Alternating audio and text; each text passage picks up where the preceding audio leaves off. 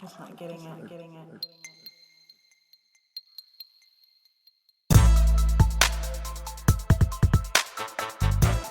I'm an idiot. I thought the wrong thing. I said the wrong thing. Oh yeah. Please. Please forgive me. But Ben, I'm going to come back to something you just said. You said love. When you're in love with somebody, I'll go back to that. What is love? What is it? That's Trust. another podcast. Trust. Well, it is, but I'll just tell you, I figured it out. Baby, don't hurt I me. figured it out a long time ago. It's trust. It's I'll trust. tell you what true love is. When you push somebody out of the way and you get hit by the bus, then you love somebody. You really do. Yeah. So if you're willing to give up your life, then I gotta promise you, you're in love with them. Oh yeah. Friend or woman, it doesn't matter. Yeah. Well, yeah. Whether it's a romantic relationship or a friendship, yeah. If you're willing to step in harm's way for that person, you love them. Yep, that's true. Yeah, you do. There have been times where Carolyn's been, away or doing something, and I would imagine in my head, what if somebody's hurting her right now? And I would think, what would I do? And the only thing that came to mind was I would go there and stop it regardless and hurt whoever I had to or be hurt. You think that? Yeah. Why would someone be hurting me? They probably aren't. That's news. But if for instance, like I hadn't heard you in a minute and you're out doing something and I'm thinking what's going on, and maybe some asshole is, being an asshole, I need to walk out the door, come find you, put a stop to it, regardless of the harm to me. And that is truthfully a train of thought that I've had on more than one occasion. So, can I say I love her? Sure. Absolutely. Why not? That's cool. We have Well, not since- heard from Chris over here. He is being unusually quiet, but I know Chris has some things to say, whether he knows he has them to say or not, because of conversations that we've had just on GP up here having a drink and a smoke. Best and worst? I think they're the exact same thing, and I won't get specific at all about And you don't have to. You don't have to. But I think both the best and the worst feeling in the world is unrequited love. And I love that. It is the thrill of doing everything you can to win somebody over, and the chase, and how much it just eats you up alive inside for both the good There and the you bad. go. And it is the best, brutalist, most awesome, worst feeling in the entire And your world. adrenaline's at the biggest and highest it will ever be. Love it. The Love courtship. Love Yeah. I think, and being willing to, and being more than willing to feel that way. I think is when you kind of know that if this isn't love, it's definitely going in that road, because you just, like you say, it's that willingness to be unselfish, and I found over the years that people tend to be more selfish than not, and not purposefully, they just kind of are. It's human nature. Yeah. We're biologically predisposed. Yeah, but when you find, somebody who's, when you're going through something and they're willing to just drop life to do what is necessary to help you, you find yourself in that place where you're like, oh, like you say, that is what love is, and then one day you realize, wow, I love this person, because you have either consciously or unconsciously dropped life for them, or they've done it for you, and that is a fairly amazing feeling when you really recognize that that's what's going on, and so. I definitely don't want to get overly specific or overly sentimental, but I know that has been what it has been for me. I know when I was married, I realized that, and you know, over the years, you know, I used to have a lot of animosity, you know, toward the way that relationship went and the way it ended, but you know, now, you know, I look back on it and realize that, you know, she kind of didn't know any better, and no, we didn't work, and it was for the best that it didn't work.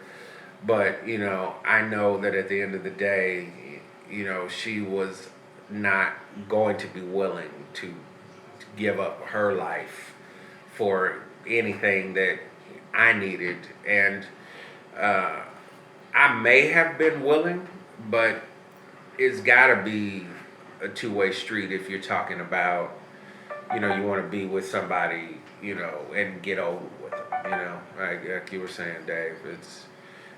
That is really the prerequisite, you know. It's just like you're saying, you know, your wife's been, you know, with your mom, you know, for a couple of months to help her, you know, be on the mend, and you know, that's somebody who not only loves you but loves everything that comes with you, and you know, that's a big package, you know, no matter who you are, but I also think that's what makes it wonderful. Absolutely. And all that, you know, I know, you know, Chris, who is being uncharacteristically quiet.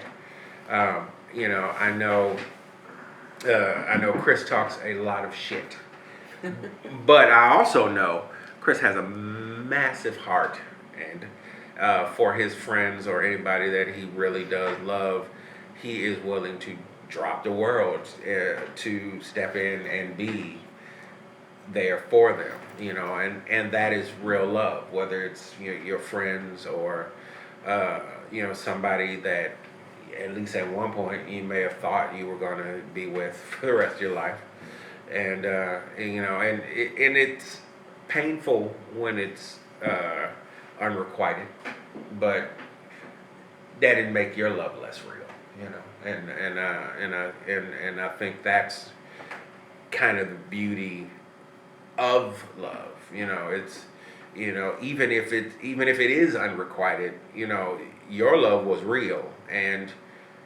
that's and you're the only one that can really know that, and you know, that's kind of noble and kind of beautiful, I think. Shit, Mario, I think you missed your call. what I think you should have been a psychoanalyst. You know, as often as I get asked for advice from my friends, sometimes I've thought that myself. Well, it's true. This is when you know you have great friends. When I had my stroke, first person at the hospital was Chris O'Connor. Yeah. First person to sit there and gave up 3 days of his life plus more, much more, was Chris O'Connor. Yeah. So that's when you know good You guys friends. are in a relationship. And, well, you know what? Do I love him? Hell yes. And as a man, I don't mind saying that. If anybody has a problem with that, you can see me anytime you want to. My phone number is BR549. no, it's 816-555-5555. Feel free to call anytime. And never mind that person who answers the phone. They just don't know what they're talking about right now. Lane had to step away from the table and come back. Do you have any comments before we end this segment? And No. I think he wholeheartedly agrees with everybody on the panel, Yes. and we're going to leave it right there. Big Dave? You know me, I'm a storyteller, as the panel well knows. As the panel well knows. So, I have a story. Okay. Worst relationship. I hooked up with a Cajun Queenie in New Orleans who had 3 young boys, and quite frankly, she was very sexually attractive and active. And my mother and father came down to meet her in my father flew a plane at the time, and my mother didn't really take to her. So I hadn't seen Michelle in over 6 months. I met her when I was 18. Michelle's 5 years older than I am. So there was a lot of growing up in this period. I told my mother I was gonna marry this Cajun Queenie.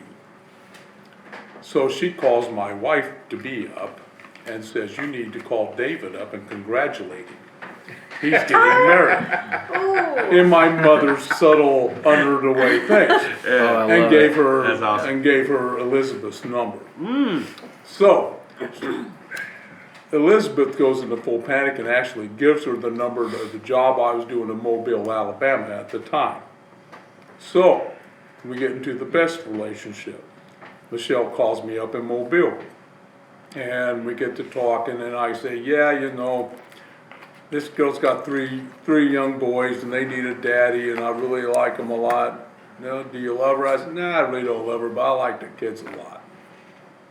And then it goes on about 5 minutes later. I said, you know, I'm making a lot of money right now. We can have an affair. I'll fly up to Kansas City and we can have an affair. So that's 10 minutes into it. 15 minutes into it later, it was kind of like, okay, let's cut the bullshit. We have tried everything we can to get away from each other, both of us. She's lived with other men, I've lived with other women, and it just didn't working. We need to get married. And that became, I think it was about a year and a half later, 2 years later, we finally got married.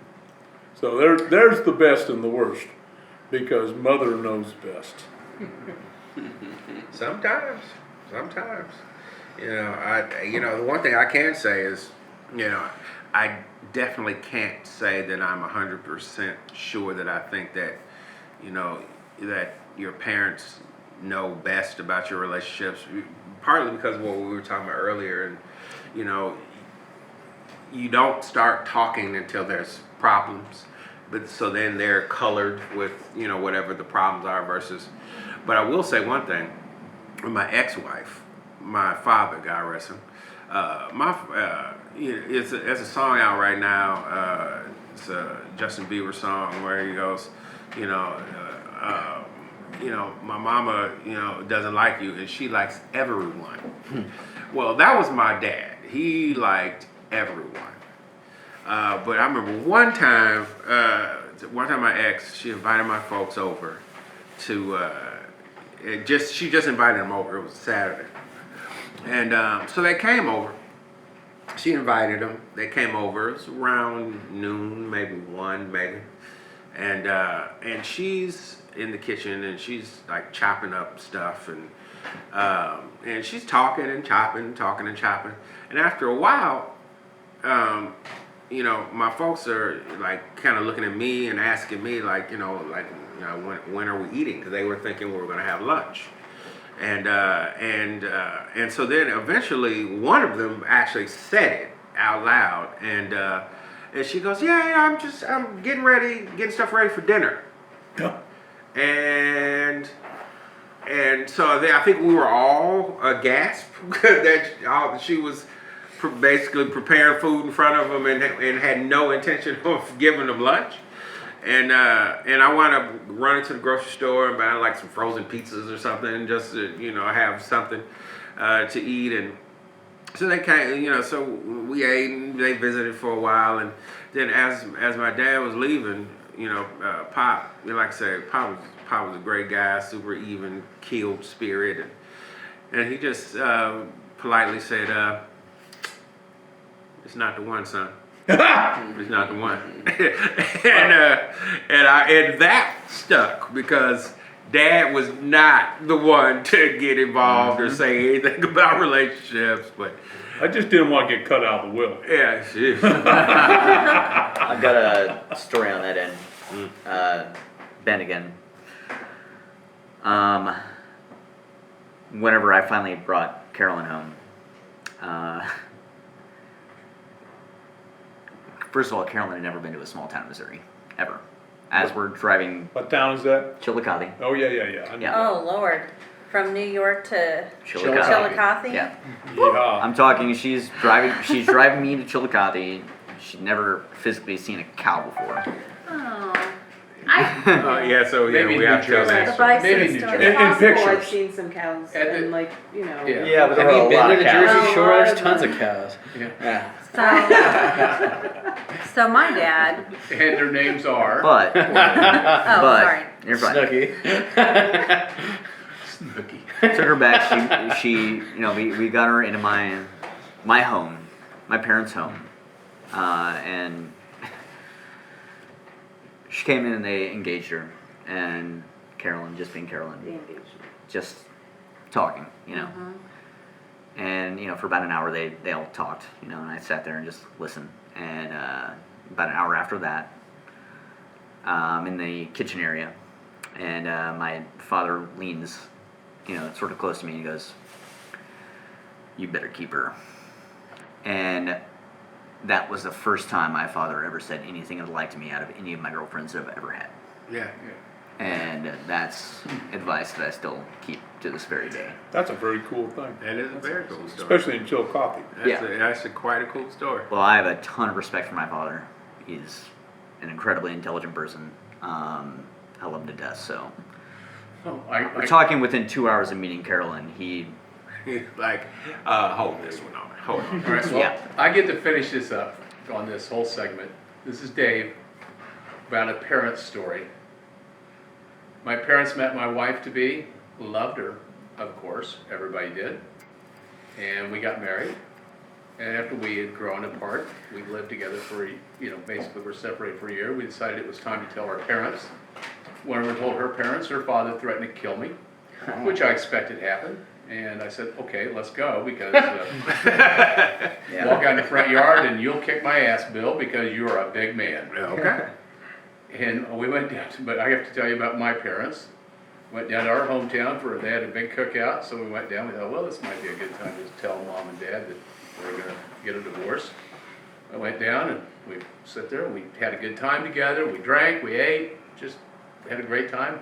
Whatever I told my dad, you know, my dad could go, yeah, okay. I went and told my mom, and my mom, I swear to God, you guys, this is the last words I remember her saying that day was, "Are you queer or something?" wow. Mom, and I remember telling her, I said, "Well, Mom, if I am, I'm not going to tell you." But that's the last parent. That's the last word we have on relationship. Love it. Normally, at this part of the podcast, we would play the shuffle, and you know what? I think we still will. But our last podcast, we played the shuffle, and the copyright restrictions were so heavy on the artist that we shuffled, because we shuffled our favorite Prince songs in memory of the artist as known as Prince, and but we couldn't post the podcast because the copyright restrictions were so heavy that they wouldn't let it be posted. So that was the first time that had ever happened. So I think it's due to the estate of Prince being such a... probably in such flux that yeah. So I actually had to cut the shuffle off in order to post the podcast at all. Can we sing them? Actually, perfect. that Karaoke. actually was a thought that I had that we would we may sing them. Actually, had a really funny idea the other day. The other day when we were in the car, and that we would do dramatic readings of the song lyrics, because that just sounded really hilarious. a little prose. Especially with some of the shuffles that we wind up getting. I like big butts. I cannot lie.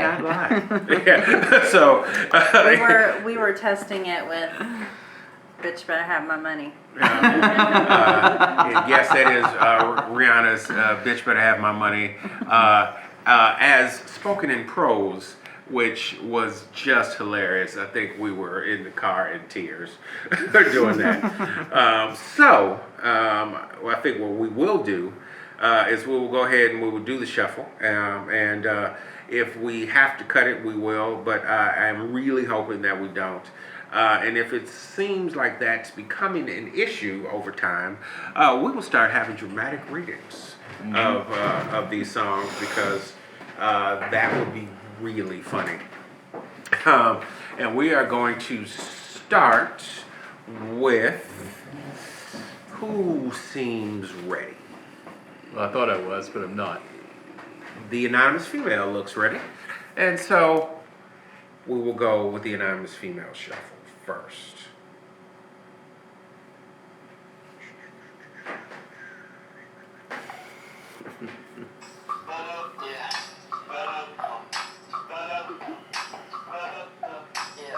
Excuse me. Hi, my name is Bob and I work at my job. I make $40-some a day. I used to be the man in my hometown until I started to lose my way. It all goes You know who this is? I know exactly who this is. This is Justin Timberlake from the I keep wanting to say the Sexy Back album, but that is actually not the name of the album. It is the Future Sex Love Sounds album. And one of it's funny. It's called Losing My Way. Yes, it was funny because that album is full of singles.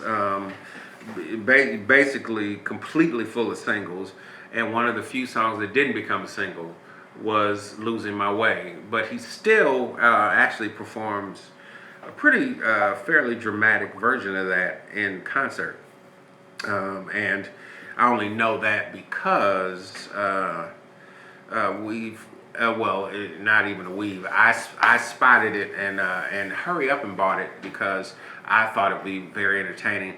The Future Sex Love Show on DVD, which turned out to be an incredible concert actually, and that was the anonymous female playing Justin Timberlake's "Losing My Way."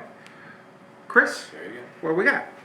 This just popped up on my Spotify the other day, and I thought, oh, that's kind of weird. It's from the soundtrack of Much Ado About Nothing, which, obviously is a Shakespearean play.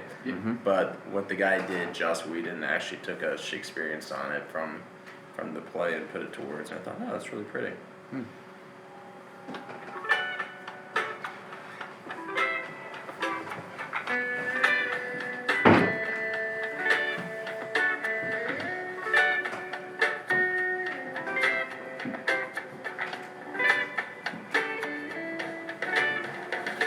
Sigh no more, lady, sigh no more. Never to see as ever. One foot in sea and one on shore. Two bumping constant never. Anyway, kind of like that. But I thought it was really interesting. No, it's lovely. Yeah, it was interesting. Absolutely. Yeah, who was that again? Joss Whedon is the name of the guy. The Josh soundtrack- Whedon? Joss. Joss, J-O-S. Yeah, he's a prolific Oh, I know. producer. Okay. Yeah, so he scored the entire film, but I thought that was just By the way, if nobody's actually watched the whole first season the only season of Firefly, they absolutely should. That's Yes. a Joss Whedon production. It's fantastic. Yeah, But he does amazing stuff. he's a multi-talented person, and I that did was watch Yeah, a lovely very song. talented. I don't know if we have, but I have. Dave? All right, since we had to talk about relationships, I never actually proposed to my wife, I just told her we were getting married. So, on her 60th birthday, I rented out Save-A down there in Westport. And I got down on my knees and I basically sang this song to her. If I was a carpenter, Leon Russell. you were a lady, would you marry me anyway? Would you have my baby? If a tinker was my trade, would you tinker with me? Would you keep the vows we made, following behind me? And if I was Jesus, and I built some crosses, could you see the future? Could you stand the losses of loving a carpenter and being a lady? What's the name of it? Ira Carpenter.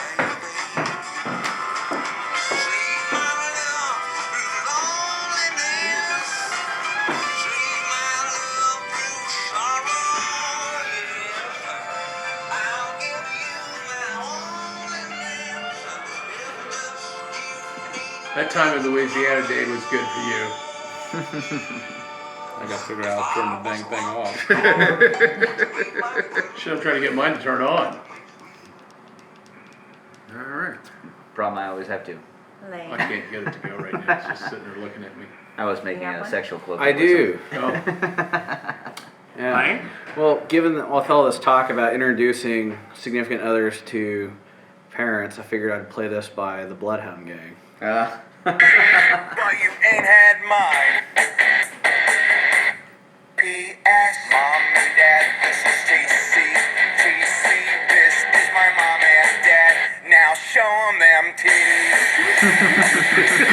Show 'em them titties. Do I want to know the name of that? Ballad of Chasey Lane. All right. Yeah, I've heard that song before. All right. Ben? Jose Gonzalez, Heartbeats cover from The Knife.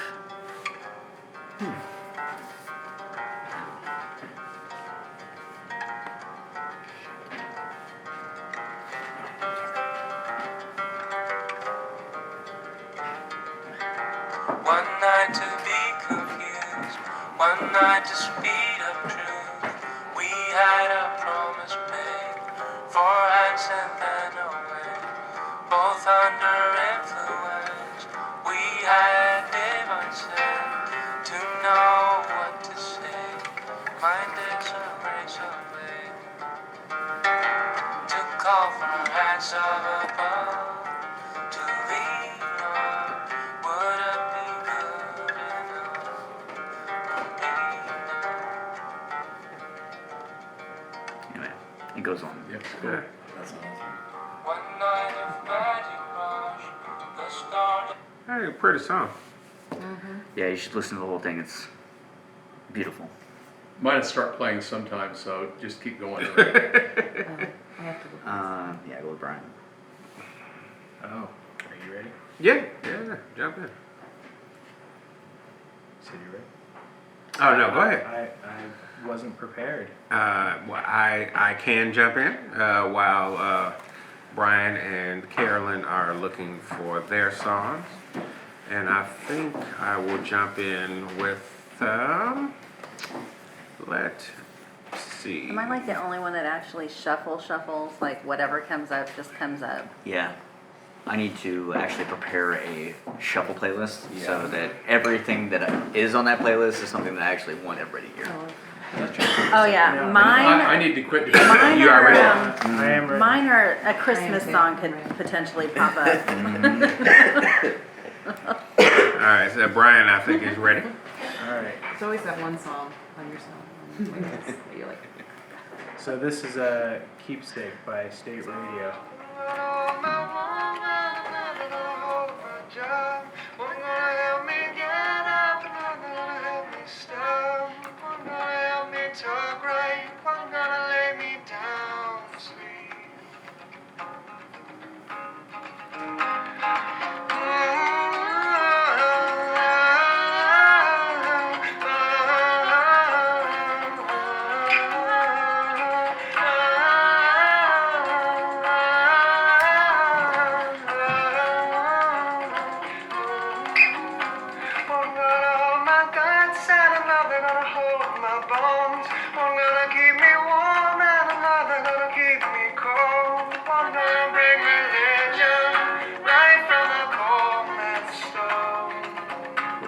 Lovely. Song. Yeah. What's the name of that group again? That's State Radio. All right. Carolyn? No, Carolyn, go ahead. I'm still. I'm waiting for mine to come on. Are you on the I guess Wi-Fi? this is sort of, yeah, you're talking.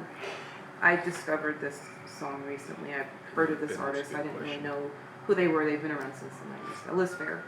But I listened to the song and I was like, wow, that's pretty awesome. And I can't necessarily relate to everything, but I can It's called Divorce Song. It's called what? Divorce Song. Okay.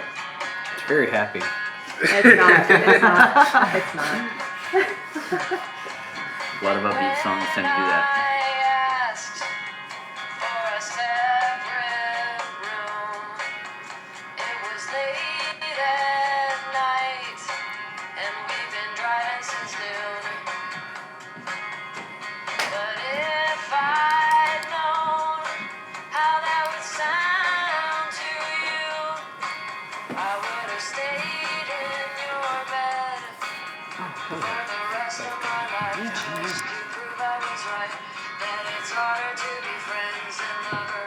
Thank you. And you shouldn't try to mix the two. 'Cause if you do it and you're still unhappy, then you know that the problem is you. And it's true that I stole your lighter. I'm a huge fan of ours. I absolutely love Liz Fair. Yeah. And for Rio, our moderator, she is another Chicago native as well. Hey. Okay. And then from the Windy City. Okay, well, I'm going to play one of, I think this is Dave, one of the great voices of all times. No, she's no longer with us. Yep. Yeah. And I'm feeling good. Actually, probably one of my favorite songs of all time. Fish in the sea. You know how I feel. River running free. You know how I feel. It's Nina Simone, for those of you that don't know. Blossom on the tree.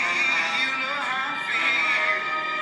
It's a new dawn. It's a new day. It's a new life for me.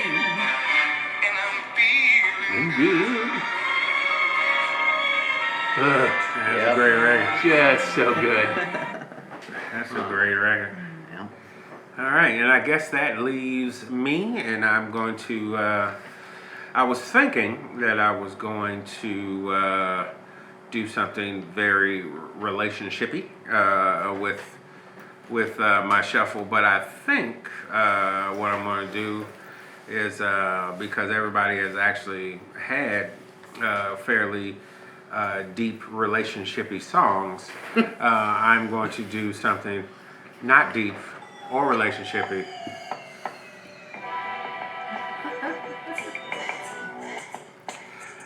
The reason that some relationships get started in the first place.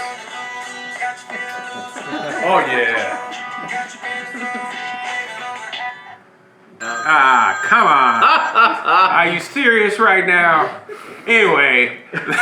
Blame it on the alcohol. That was, of course, blame it on the alcohol. Oh, man. Great end. That was, Wait a minute. That was actually a perfect end to this episode of the Loft Party Podcast. I want to think, really? And now it doesn't want to stop playing. So we let it play for a second. Good night. Background music gets you cut out, but real.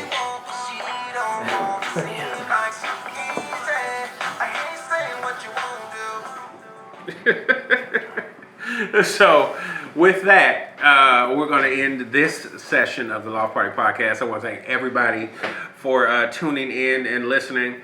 And we may do this again because it seemed like the relationship talk was very fertile, and there's only another 40 or 50 directions we can go that we didn't get a chance to go. So I will end this podcast with the toast that kind of started it all for me, and that is to good times with good people. Yay.